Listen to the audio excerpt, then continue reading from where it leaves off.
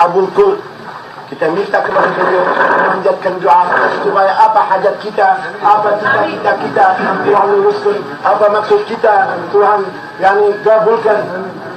Allah. آمين آمين آمين إن شاء الله.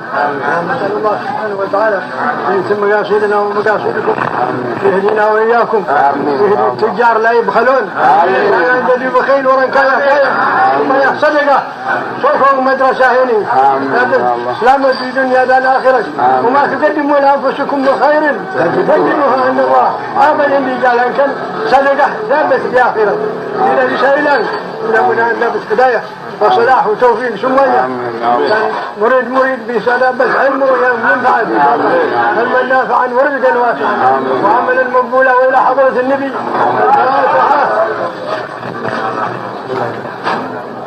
الفاتحة.